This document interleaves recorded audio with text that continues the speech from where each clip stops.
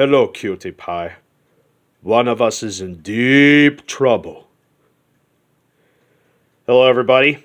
Back for another movie review. And this time I'm going to review another 80s film that actually has held up pretty well with the passage of time. And this, of course, is... Sorry about that. Oh, wow, that actually worked. Sorry, I had to clean the lens a bit. And this is The Running Man.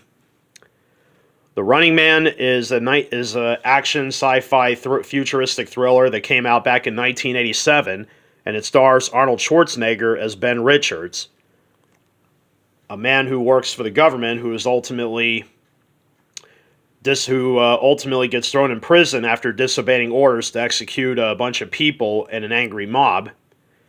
And the movie, by the way, is set in the year 2017, which is funny because now that technically is the past. But in the future, the government rules the country with an iron fist, where the entire country is set up into pre-military zones. And unfortunately, Arnold was a member working for the government, but ultimately becomes an enemy after, like I said, he disobeys orders. He manages to escape from prison and tries to find any way possible to get out of the city, but not before he's captured again and ultimately put on a special game show called The Running Man, which is ultimately run by the government. And it's like, it basically encompasses everything, pretty much any form of entertainment into one. And it basically is reality television, where basically on the game show, prison convicts or anybody has the chance to win their lives back. But unfortunately, in order to win their lives back, they have to run through a massive gauntlet and be chased by warriors called stalkers that will do no matter what it takes to hunt these guys down and end their lives. And these guys have never had much of a challenge at all. That is until Ben Richards comes along and ultimately gives these guys a run for their money. And the show is hosted by a man named Damon Killian, played in the film by actor Richard Dawson. So that pretty much is the plot of the movie. Yeah, I mean, Ben Richards is thrown into a game show where he's ultimately forced to run for his life, but ultimately ends up becoming more of a handful for the stalkers than they ever expected. And the stalkers, come with their own style of weaponry. I mean, you got quite a few and interesting names, like you got Buzzsaw, who uses chainsaws as a weapon against his enemies. Fireball, who chases after people using a flamethrower. So naturally, the stalkers do, like I said, some of them actually have held up well over time. Some of them really haven't. Although Dynamo is an interesting one.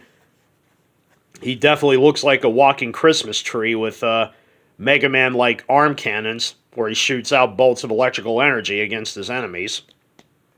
But the one that kind of disappoints me the most is definitely Sub-Zero. With a name like that, you'd think that, the character he could use like some kind of weapon to freeze his enemies, sort of like Mr. Freeze from Batman.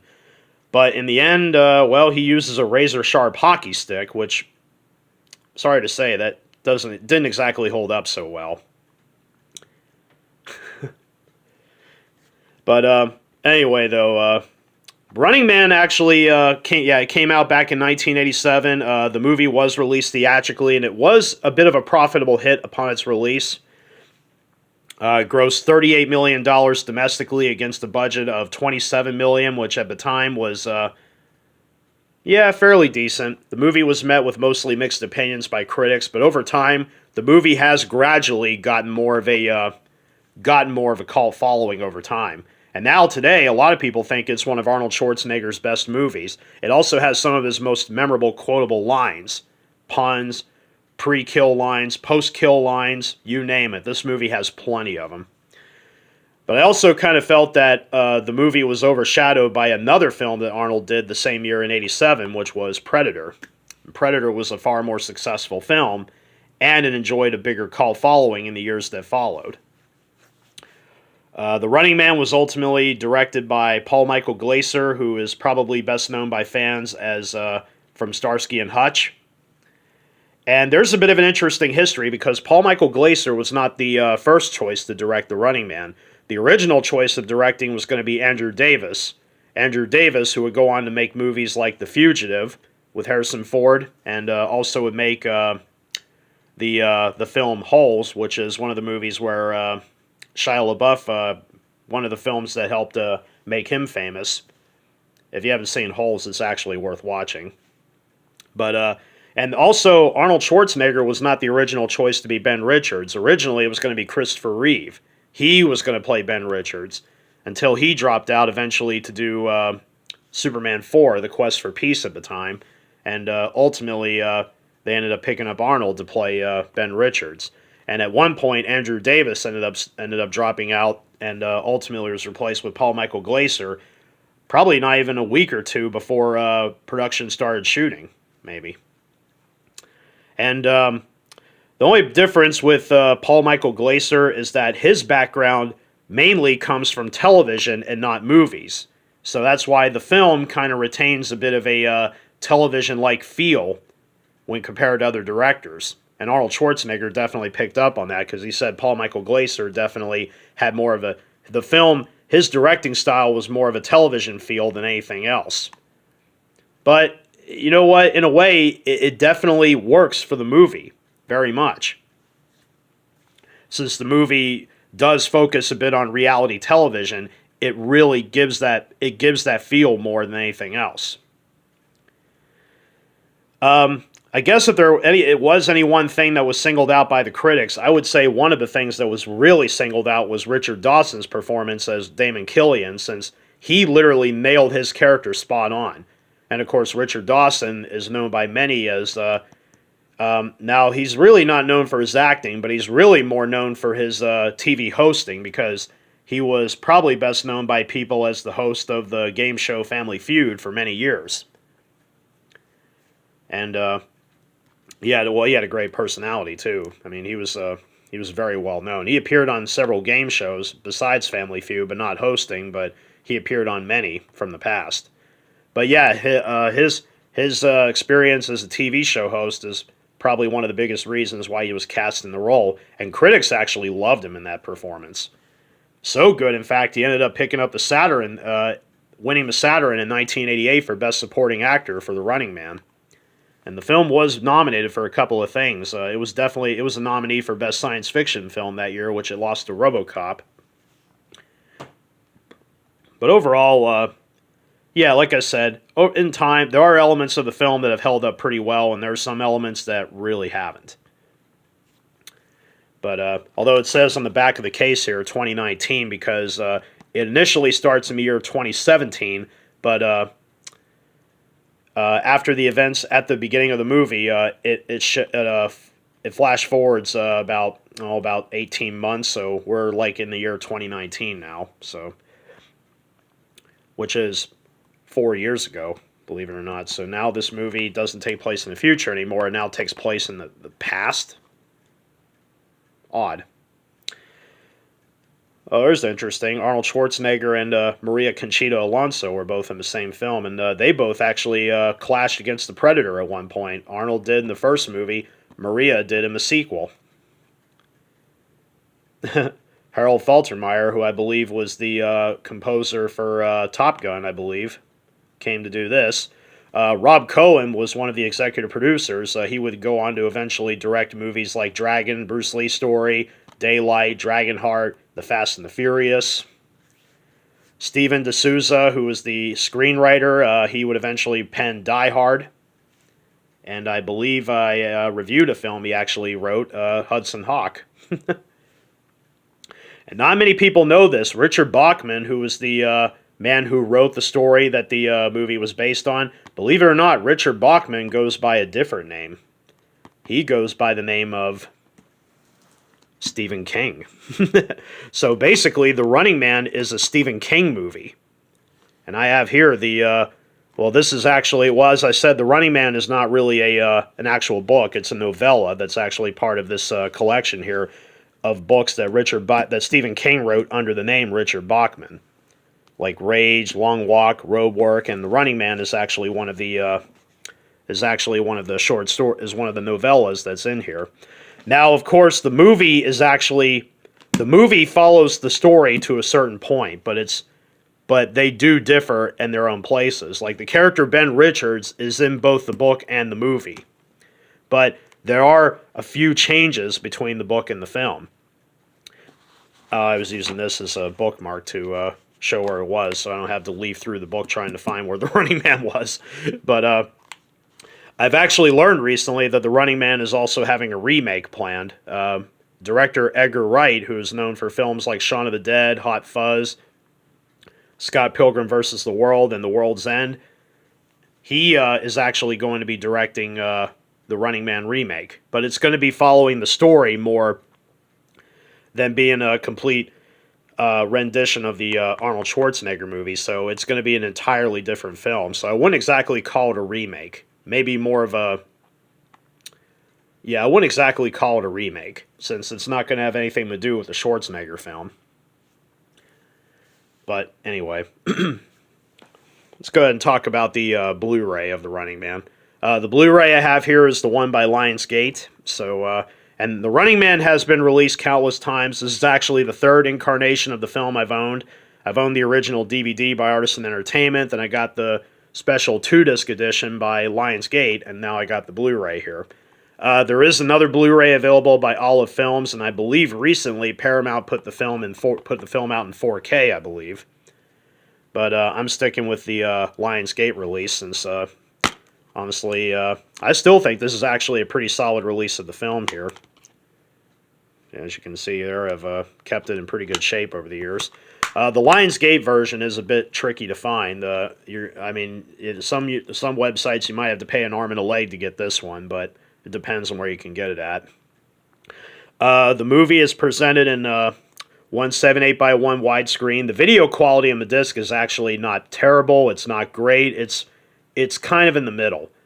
There are portions of the movie that actually look pretty good in high def. There really are. I would say out of 5 stars, I would probably give the video probably a 3.5 out of 5. The audio is presented in 7.1 DTS, the only audio track on the Blu-ray, and honestly, the audio is really good. It sounds better than the movie looks. Dialogue comes out very well. Yeah, sorry, we still have that Christmas clock up. It's playing Christmas music. I know it's February right now, sorry. I'm going to wait for it to stop here, so let's get that through. Anyway, sorry about that. So yeah, the audio track is actually not bad in 7.1, and it sounds pretty good. I would say for 5 stars out of 5, audio probably gets a 4.5. That's how good it sounds. As for the extras, well, there's not really a lot on here. This is pretty much the same batch of material that came from the special edition released by Lionsgate. So starting off, we get a pair of commentary tracks, one with Paul Michael Glaser and producer Tim Zinnemann, and the other has executive producer Rob Cohen. These commentaries are actually worth listening to if you're interested in finding out what went on with the movie. And also, when it comes to behind the scenes on the making of the film, these 2 commentaries are probably the best source of info you're going to know about the making of the film. Because the other 2 features, Game Theory Featurette, which is basically a look at the behind the scenes of reality television, which is interesting because a lot of like Smash TV, I've actually been told by a few people that Smash TV kind of owes a bit of its existence to The Running Man, in a way. So The Running Man, in a way, kind of sort of paved the road for what reality television could be like, in a way. Maybe. I don't know. But it's an interesting featurette to look at if you're interested in reality television. Now, the other featurette, Lockdown on Main Street, this one is a really interesting feature. Ever since I got The Running Man on DVD, ever since I bought the special edition DVD, I looked up about this featurette, and I keep thinking, I wonder why this featurette is on this disc anyway. I have no idea, but I think I now understand it. It focuses on the events after 9/11, and it talks about how the government kind of sort of put the country in full lockdown. And I'm trying to figure out why this feature is included on here, and I realized that the movie is kind of about, the country being ruled by the government, and that's what this feature kind of talks about. So in a way, I do get the connection, but at the same time, you know, it makes you think, what does this featurette have to do with The Running Man? And I kind of realized it. They both talk about the same, but the movie, like I said, is about the government controlling the entire country. And television basically, you know, is what rules everybody's lives. And if you think about it, the featurette does explain about, you know, the country, it talks about the country being on lockdown. But after the events of 9/11, pretty much. But if you're interested, the featurette is, it's definitely, it is worth looking at, I will say that. So, and also is the film's theatrical trailer. So yeah, not the biggest selection of bonus material there. I would say out of 5 stars, the extras get a 2.5 out of 5. 2.5 mainly for the commentaries. The 2 featurettes, they're kind of, they're kind of for filler. Although the Game Theory featurette has more interviews with the people that worked on the film, The Running Man. The Lockdown on Main Street featurette may have an interview or two. I can't remember. It's been a while since I've seen it. But what I remember, though, what I do remember of it is it's just such an odd feature to include on the disc. It really is. I'm not going to give a rating for The Running Man because I've mentioned this many times, so I'm going to go on the limb and say, if you haven't had a chance to see The Running Man, definitely give this movie a try. It is a film that I think has aged rather well with the passage of time, but again, there are certain portions of the film I don't think have aged well. But other than that, though, if you're in the mood for a good Arnold Schwarzenegger action fest, this is a good one to throw in. This actually is a lot of fun. And for those of you Stephen King aficionados out there, should be thankful for the fact that this is actually a Stephen King movie. So, be thankful for that. The short story, like I said, it's an interesting read, but it definitely is a little way different than the movie is.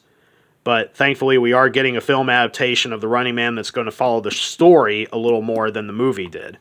But for those of you still have yet to see The Running Man, definitely pick up a copy and give it a watch. It's actually a lot of fun. It's a very entertaining film, and you won't be disappointed. The Blu-ray, like I said, the Blu-ray is a pretty solid package. The video on the disc looks really good. Audio is really good. The extras, like I said, not a lot, but the commentaries are worth a listen. The featurettes, yeah, I would say maybe a one-time view, but other than that, yeah.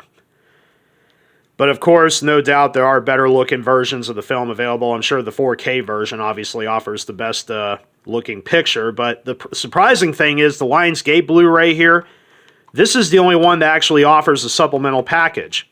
The Olive version on Blu-ray doesn't have anything. And the Paramount 4K release doesn't have anything either. So the Lionsgate Blu-ray is the only one that seems to have all the extras. So if that's your thing, then this is the one you should seek out, if you can find a good copy of it at a good price.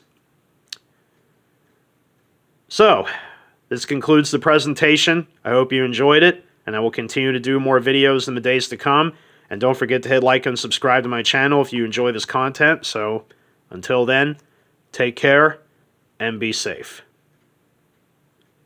Well, that hit the spot.